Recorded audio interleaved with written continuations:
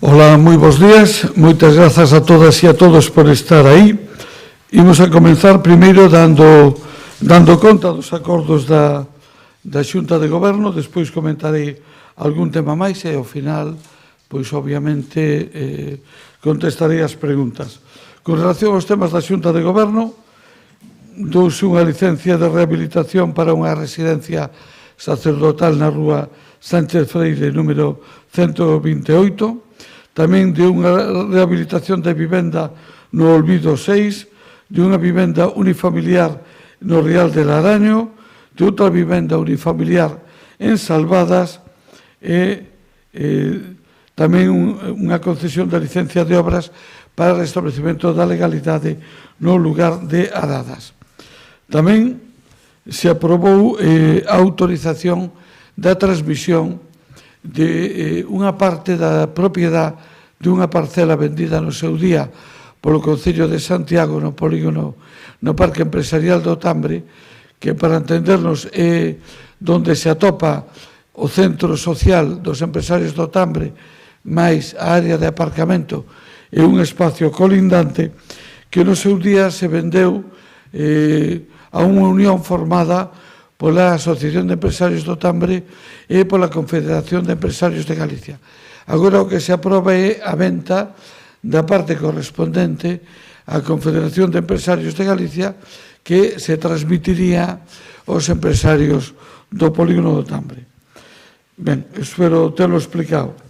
Tamén se inicia un procedimento para unha modificación puntual do plan parcial de Santa Marta. Se adxudica os traballos de arqueoloxía para dar continuidade aos traballos de recuperación do Castelo da Rocha. Se aprobaron diferentes facturas por importe de algo máis de 50.000 euros con diferentes supermercados para facer frente aos pagos do ticket especial de compra, que estes días remata o seu vigor. Tamén se aproba un proxecto para a mellora da accesibilidade no local que ocupa a antigua escola unitaria Sita en San Marcos.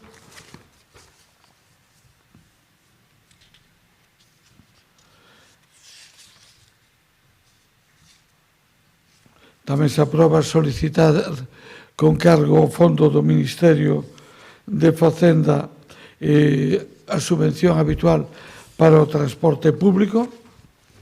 Se aproban dúas facturas da empresa Tusa vinculadas á xestión do servicio da grúa e da hora correspondente aos meses de marzo, abril e maio, pola cal o Concello lle aportará 317.000 euros, 207.000 en base ás facturas presentadas e 110.000 de compensación de pérdidas.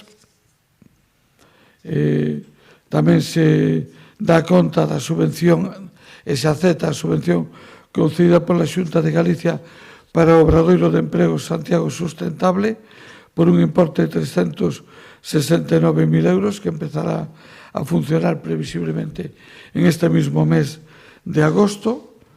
Tamén de diferentes subvencións e axudas.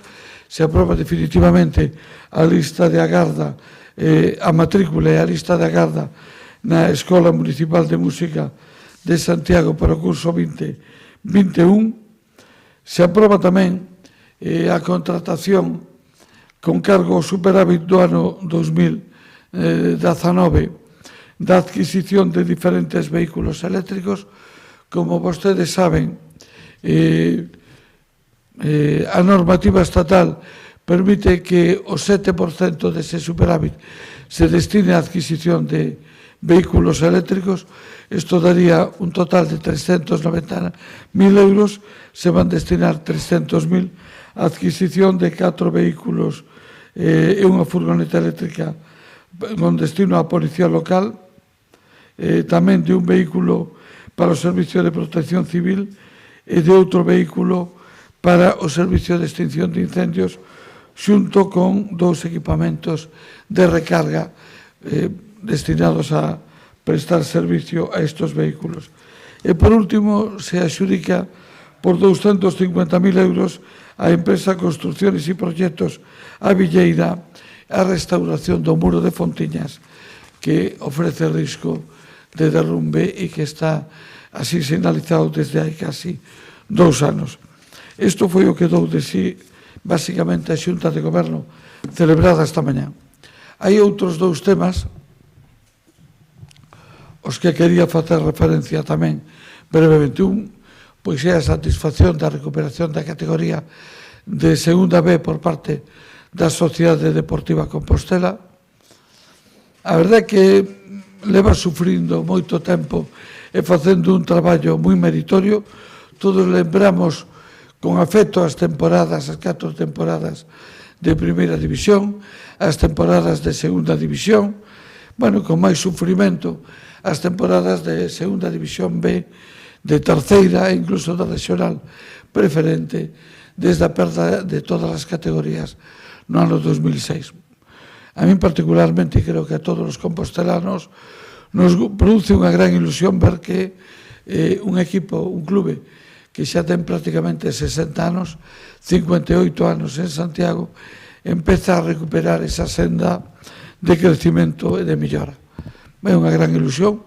Quero felicitar aos xogadores, ao cadro técnico e tamén á directiva, e así o faremos todos os grupos municipales nunha recepción ad hoc que faremos hoxe a 1:30. A facemos hoxe para que os xogadores e o cadro técnico se poidan ir de vacacións canto antes, porque non tería sentido telos esperando por nós, e será pois a recepción que pode ser de acordo coas normas de seguridade. Únicamente acudirá un representante por cada grupo e o propio alcalde.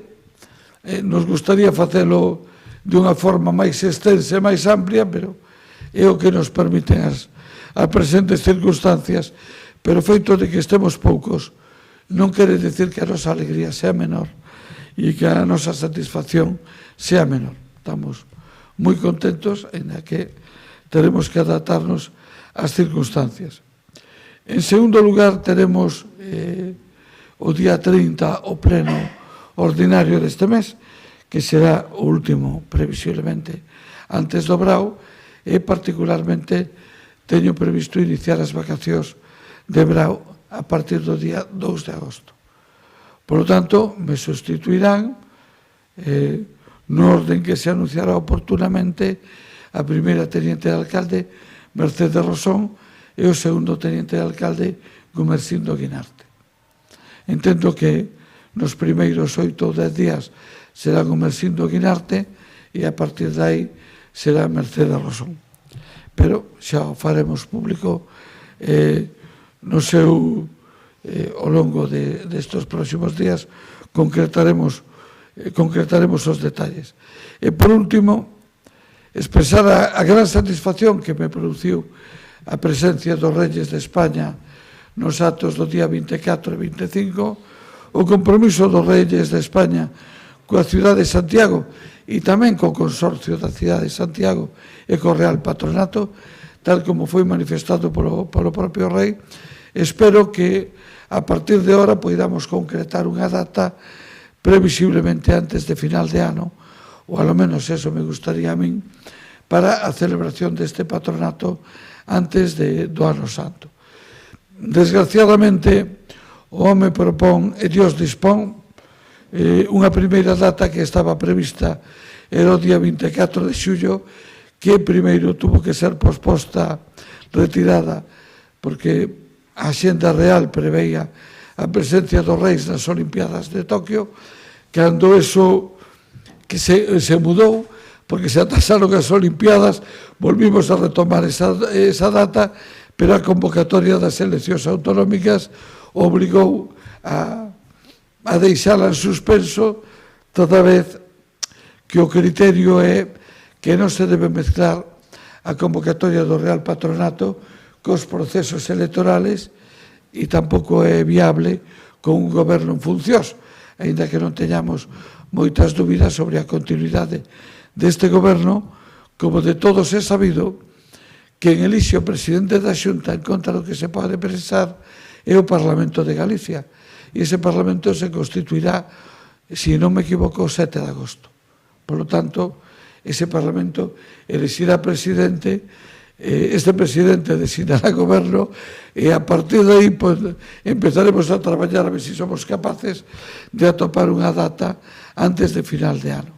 Desde o meu punto de vista particular, entre os meses de outubro e decembro, calquer data sería boa, pero bueno, pero que saiban que por dúas veces estuvo na xenda o 24 de xullo e as dúas veces se caeu. Bueno, é así, a vida é así. Quedo en disposición para contestar as preguntas. Íñigo Caínzos, da SER, sobre turismo. Que opinión lle merece a cuarentena que impón o goberno británico? Como terrible, terrible. É un golpe moi duro. O turismo británico é o que aporta maior valor dentro do turismo en España e o maior número de turistas. Estamos falando de sobre 20.000 millóns de euros. É un golpe moi duro. Confío en que se levante esa suspensión, alo menos para Canarias e Baleares. Para nós é moi improbable que se levante. É verdad que as nosas contas estaban votadas con que a recuperación do turismo iba a ser do turismo de maior proximidade, que é o portugués e o español, e en segundo lugar o turismo máis importante para nós é o alemán, o francés, o coreano, o norteamericano, en fin. Non temos demasiadas esperanzas de recuperar, de unha recuperación normal do turismo lonxano. Esperemos que o crecimento do turismo nacional e, se é posible, do portugués poida compensar en algunha medida esta pérdida de turistas lonxanos, pero é evidente que a decisión do Reino Unido, igual que as indicacións dos gobernos francés ou belga, de non recomendar os viaxes a Cataluña ou a través de Cataluña, a súa afectación é negativa. Que lle parece que o goberno trate de salvar Baleares e Canarias e non Galicia? Vamos a ver, o turismo inglés, donde é a maior referencia en Baleares e Canarias.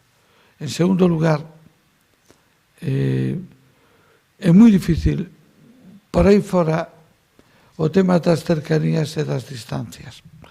A nos pasa, cando falamos de Estados Unidos, decimos, bueno, que o maior problema de Estados Unidos é en California e en Florida e antes en Nueva York. E dicir, no, pero isto no estado de Idaho ou Delaware ou Maine queda moi lonxe. Bueno, que por certo, queda moito máis lonxe que nós. Nos vimos a caída exponencial das reservas no momento que explotou a crisis da Mariña. A actual crisis, e vou a comentar algo deste tema, que se produce como epicentro en Coruña a consecuencia da actitude incalificable e que espero que dé lugar a responsabilidades mantida polo Fuenlabrada e pola Liga de Fútbol Profesional de España,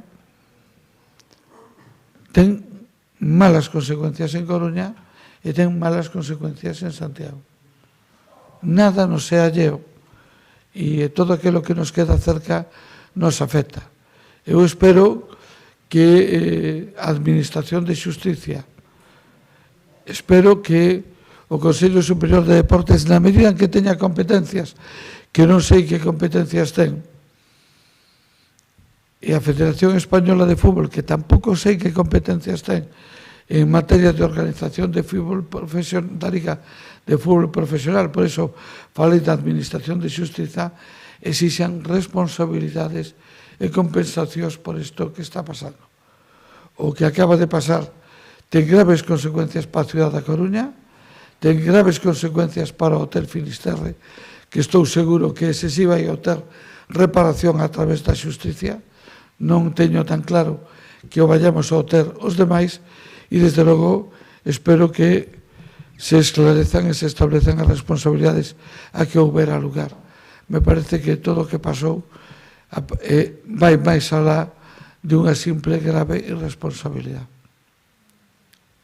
Pero é moi complicado a negociación de goberno a goberno establecendo diferencias entre unhas áreas e outras. A mí me parecería que o razonable sería, a luz dos datos que temos, que por parte do Reino Unido se establecera esas medidas de forma ponderada para Cataluña e lamentando moito para Aragón, o País Vasco e Navarra, que é onde se están concentrando esos focos, e o resto de España se levantara esa suspensión. E espero que o Goberno poida facer algo en ese sentido.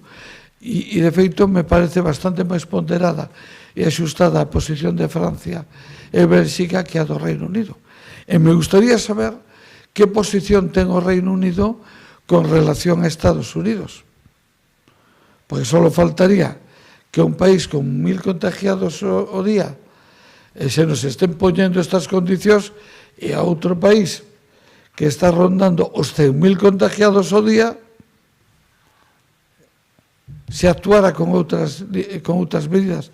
E casi me atrevería a asegurar que sí. Non teño coñecimento, pero casi me atrevería a asegurar que sí. Que hai que utiliza o Reino Unido varas de medir moi diferentes, según sexa hacia España ou según sexa hacia os Estados Unidos. Me extrañaría que todos os americanos teñan que pasar 14 días de cuarentena. E volvo a repetir, os datos de Estados Unidos están aí, son 4,2 millóns de infectados, casi 100.000 máis cada día e 147.000 mortos iban hoxe. Ramón, donde Acero, quería preguntarlle sobre un balance dos fogos do Apóstolo e se manteñen os fogos fin de festa na residencia. Empezo polo último, sí, por suposto, e o balance eu creo que globalmente é moi positivo. É verdad que foi un tema novo, que tuvemos que estar pendientes de facer algún axuste á última hora. De feito, o propio sábado, venres ás 15 horas, decidimos suspender 2 puntos de lanzamento que foron Vite e a Falda do Pedroso. Fixemos a partir do aviso que recibimos ás 14:45 horas por parte da Consellería de Medio Rural. Por lo tanto, preferimos actuar coa máxima prudencia posible. Había un amplísimo dispositivo de seguridade que permiteu que, por exemplo, no incendio que se produciu, o único que tuvo algún tipo de relevancia, na zona non do parque de Eugenio Granel, sino detrás do parque Eugenio Granel, a intervención se producirá en 3 minutos e se producirá con uns medios moi importantes e, por tanto, que en ningún momento houbera nin alarma nin amenaza para as propias vivendas, que, por certo, quero salientar que o que ardeu foi pura maleza, resultado de varios anos sin limpiar esas fincas. Básicamente, o que ardeu foron fiunchos, algunha xesta e silveiras. Eso foi o que ardeu, que estaban sin recortar desde había varios anos e con un nivel de seca importante. Lóxicamente, tomamos nota, melloraremos, trataremos de reforzar os servicios e, sobre todo, probablemente debamos acercar hacia o interior de parques urbanos na medida do posible. O que ocorre que hai indicacións diferentes. Por parte da Guardia Civil se nos di alonxade de casas e por parte do medio rural se nos di alonxade de medio rural. Digo, vamos a ver, vamos para aquí, vamos para ali. Eso probablemente condicione algúns puntos de lanzamento e, polo tanto, serán os que poidan ser. Eu creo que a Cidade da Cultura funcionou moi ben, Fontiñas funcionou moi ben, a Almáciga funcionou moi ben, a Alameda funcionou ben, Coixo tampouco houve ningún problema significativo. Revisaremos que o que podemos facer aí en Pontepedriña e trataremos de compensalo, porque eu creo que é moi bo esta imaxe de un anel ao redor de toda a ciudad. E, de feito, onte se notaba, onte o sábado se notaba que había ese oco que quedou ao suprimir eses 2 puntos da falda do Pedroso e de Vite se vía como había un anel con un espacio en blanco. Bueno, veremos se eso podemos achegar máis hacia o centro, veremos como podemos xestionar isto, pero se ao final poden ser 4, 5 ou 6 puntos, serán 4, 5 ou 6 puntos, porque a seguridade sempre vai prevalecer. Respecto, preguntar en da voz se xa se teñen concretado como serán os fogos a partir de agora polo tema dos incendios. Pois non. Temos un ano por diante, polo tanto, pensaremos en este tema ao longo dos próximos meses e o que sí querremos facer o ano que ven, porque este ano, ao mellor non nos lembramos, pero tuvemos un pequeno detalle do COVID que paralizou todas as contratacións e que fixo que todo fora moi precipitado. Ao final, cando se levantou a paralización de plazos e procedimentos, houve que ir a uña de cabalo. Home, confiemos en que isto non volva a pasar, por lo tanto, ao longo dos próximos meses reflexionaremos sobre esta cuestión e espero que o concurso do ano que ven o poidamos convocar como moi tarde no mes de febreiro. Non teñamos que esperar ao mes de maio como tuvemos que esperar este ano. Por lo tanto, poidamos actuar con, é dicir, que non pase esta situación de que na propia tarde do venres pendientes de isto é así, isto non é así, isto ven pa aquí, isto vai pa lá, isto quitamos, isto poñemos. Bueno, mire, creo que coas dificultades que houbo tuvemos festas, as que podiremos ter, pero tuvemos e estamos tendo festas. Por certo, probablemente as máis participativas de toda a historia moderna por parte dos ciudadanos de Santiago. Eu, modestamente, estou acudindo, pois onte pasei polo cine no Parque Eugenio Granel, pois pasei por Tradfest no Parque de San Domingos de Bonaval, estes días polo Parque de Galeras, tamén un pouquiño pola Quintana, e nunca vira semellante proporción de xente de Santiago. Nunca vira. A parte mala é que, en parte debido a que o turismo está moi mermado.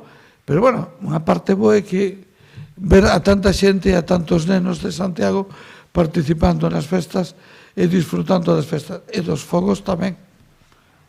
Porque un dos problemas que tiñamos nos últimos anos é que cada vez tiñamos menor aforo na Plaza do Obradoiro. O último ano tuvemos 3.000 personas na Plaza do Obradoiro. Hombre, non creo que se poida volver a cando eu era neno, éramos 20.000 personas na Plaza do Obradoiro e pasaban as carracas por encima da cabeza e todos sacudíndonos o pelo, porque salíamos con pelo chamuscado. Non pretendo que se volva a eso, pero claro, isto foi un proceso de disminución constante que ao final isto era insostible. Por lo tanto, probablemente había moitísimos anos que non había tanta xente en Santiago e de Santiago que disfrutaba dos fogos. Moitísimos anos. Prácticamente 30 anos, ou mellor. Porque eu lembro-me perfectamente nos anos 80 que tuveramos un accidente e que a partir de aí empezou a disminuir o aforo da Plaza do Obradoiro e cada vez disminuía máis. Xa nos últimos anos dos meus mandatos anteriores apenas podían entrar 6 ou 7.000 personas, pero é que neste ano 2019 habría sobre 3.000. Por tanto, cada vez a menos. Bueno, pois curiosamente, esta vez foron máis. Bueno, pois aprenderemos de todo, pero seguramente temos que buscar cousas nas que poda participar máis xente. Non tuve ocasión de ver a transmisión por televisión, que me parece moi importante, porque os fogos os facemos para disfrutar os que estamos aquí, pero tamén para transmitir unha imaxe aos que non están aquí.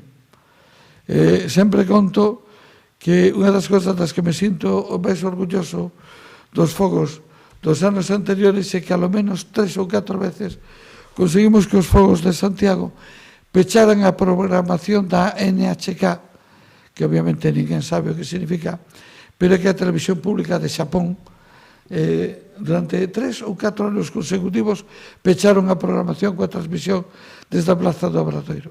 Eso, desde o punto de vista da publicidade, é impagable. Bueno, temos que conseguir que o que nos fagamos volva a ser referencia e sirva como un elemento de promoción de Santiago e de Galicia. Bueno, temos que, ahora xa, con un pouco máis de tempo, e espero que en circunstancias completamente diferentes poidamos reflexionar sobre estas cuestións. De Ramón de Onda Cero tamén. Quería preguntarlle sobre a área central. A Xerencia solicita que o Concello se faga cargo da limpeza, alumeado e seguridade. Que lle parece? Imposible. E o saben. A área central é propiedade privada. Como é propiedade privada, as cancelas. Ademais, exactamente co mesmo réximen. O réximen das rúas das cancelas e o réximen das rúas de área central é exactamente o mesmo. É propiedade privada. Porque así foi establecido. Por lo tanto, non é posible que o Concello e os ciudadanos de Santiago se fagan cargo de algo que é de propiedade privada. O que temos que ver é como lles podemos axudar sin cambiar ese régimen. Temos que ver como lles podemos axudar. E é importante que les reconozcan que marzo, abril, maio e xuño lles estuvemos axudando. É moito. E de forma moi discreta para que non tuvera trascendencia pública. Tenemos que ver como lles podemos seguir axudando no futuro, porque é un motivo de preocupación para todos nós. Pero, ainda que nós quixéramos cambiar, non podemos cambiar, porque se eso fora de propiedade pública, o que habería abaixo tamén. E abaixo hai locales comerciales e hai os parkings, as plazas de garaxe, que son privadas. Por lo tanto, eso é privado. E eso non ten solución. Como a propia plaza central é privada. Por lo tanto, imos a buscar como, partindo da situación real que hai, lles podemos axudar. Pero iso é propiedade privada das 600 e pico familias propietarias de pisos e dos propietarios dos 150 locales comerciales que ali se atopan. Como en Cancelas é propiedade privada da propiedade do edificio. Poño exemplo de Cancelas porque é exactamente o mesmo réximo. Nada máis. Pois moitas grazas a todos e seguiremos. Bueno, aí vamos.